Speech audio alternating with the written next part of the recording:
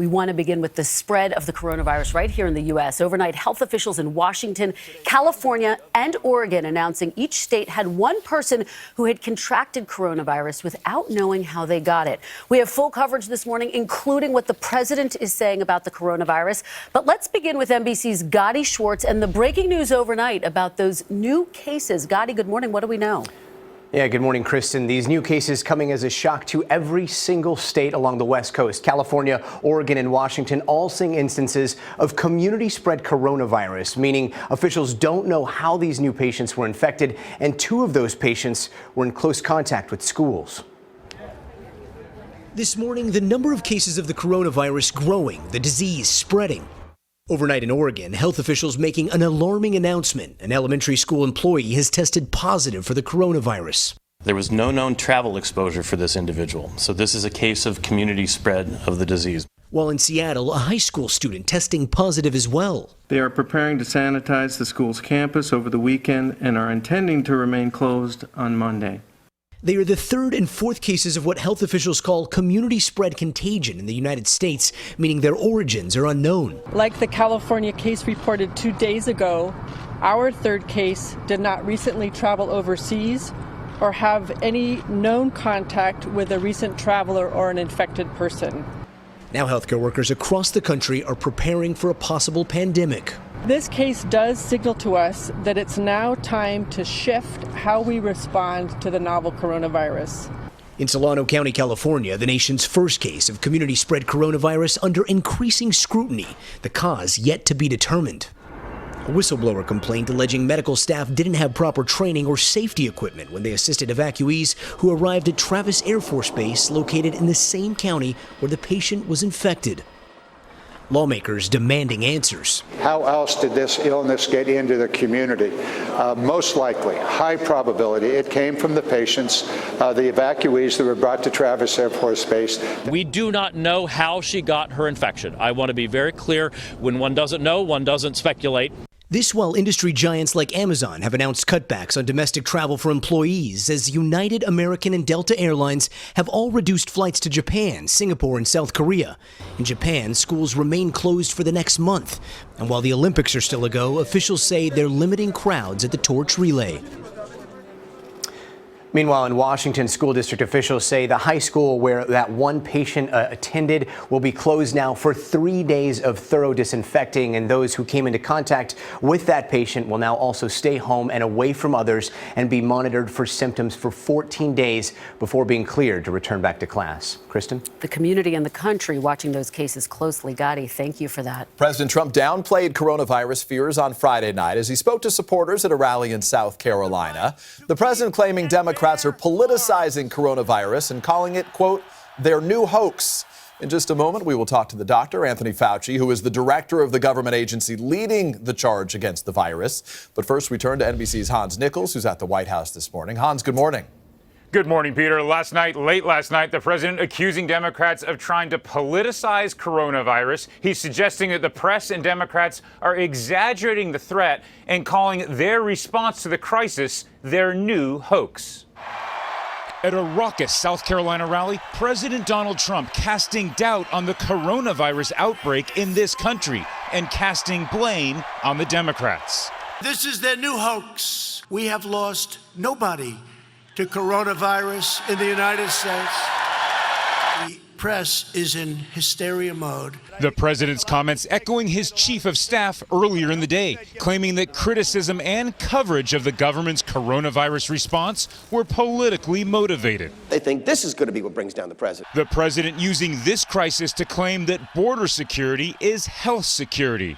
Whether it's the virus that we're talking about or many other public health threats, the Democrat policy of open borders is a direct threat to the health and well-being of all Americans. After suggesting at the White House that he may expand his coronavirus travel ban to more countries, including Italy. We're looking at a couple of countries, a few countries that have a little bit disproportionately high number. and we're going to make that decision very soon. As the U.S. called off a major summit of Asian leaders in Las Vegas next month, the president also accusing Democrats and the press for overinflating the risks from the virus. The president's rally coming after yet another brutal day on Wall Street amid growing uncertainty over the coronavirus, with the stock market having its worst week since 2008 during the height of the financial crisis, dropping nearly 12%. Leading the Federal Reserve to issue a rare statement that it was prepared to use its tools and act as appropriate to support the economy. And the president urging them to act. I hope the Fed gets involved. I'm not a big fan of the Fed. You know that. I think they make a lot of mistakes. They've made a lot of mistakes. But I hope the Fed gets involved. The president is also considering a tax break to stimulate the economy and using a little-known Korean War-era act, the Defense Protection Act, to try to ramp up production of certain gear, equipment in the event of an outbreak. Peter, Kristen. All right, Hans Nichols at the White House. Hans, thank you. Let's bring in now Dr. Anthony Fauci. He's the director of the Infectious Disease Department at the National Institutes of Health, and he's part of the White House team leading the battle against coronavirus. Dr. Fauci, good morning. Thank you so much for joining us. We are going to get to the government's response, but first, I want to get your reaction to what we heard from President Trump overnight at that political rally. He referred to fears about the spread of the coronavirus as the Democrats' new hoax. Is this a hoax? No, I mean, I can't comment on what you just asked. I'm just going to comment on what is going on. And what you just showed is that we're having now the beginnings of what's called community spread. And that's one of the things that one needs to be concerned about, because when you have community spread, it becomes more difficult to track down what the original source was. Because countries other than China now are having so many cases like Italy, South Korea, Iran, we will then start seeing individuals in this country with community spread. In other words, no specific attachment to or connection to a known case. So that makes the tracing much more difficult. Yeah, so you say it makes it more difficult, Dr. Fauci. Help us better understand that. How does that change our ability to combat this, to keep it from spreading further within the United States? Well, let's take, for example, when people came in from China, and they were immediately identified because we knew who they were beforehand. What you do is you identify, you isolate, and you contact trace because you know what the index case is. When you have a community spread, someone appears, had to have been infected by someone, but you don't know who that person was. So then you have to backtrack and do all of the contact tracing to do the isolation and to get them under an isolation a protocol. That's much more difficult when someone just appears in the community and you don't know what the source of that infection was. Dr. Fauci, there have been serious questions about the reliability of these tests nationwide. Does every single state have the ability to accurately test for and identify new cases of coronavirus? You know, it isn't a question of the accuracy of the test. Right now, and there has been some delay there, there's the question of the availability of the tests. And that was something that was a problem that is now being rapidly fixed by the CDC as we're getting many, many more tests out there so that the health departments and even individual hospitals can be able to test much more easily with the results getting back much more quickly. So, Dr. Fauci, it's Saturday morning in America. People are waking up right now with real concerns about this. They want to go to malls and movies, maybe the gym as well. Should we be changing our habits, and if so, how?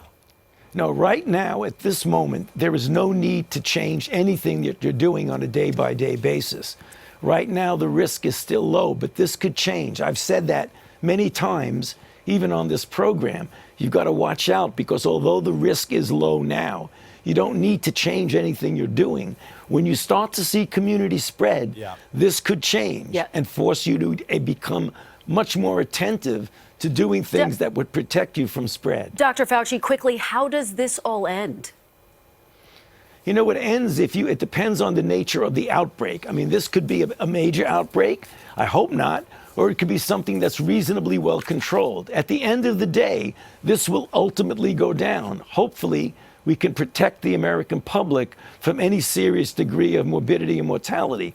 That's the reason why we've got to do the things that we have in our plan. Dr. Fauci, thank you so much for joining us this morning. We really appreciate it. Good to be with you.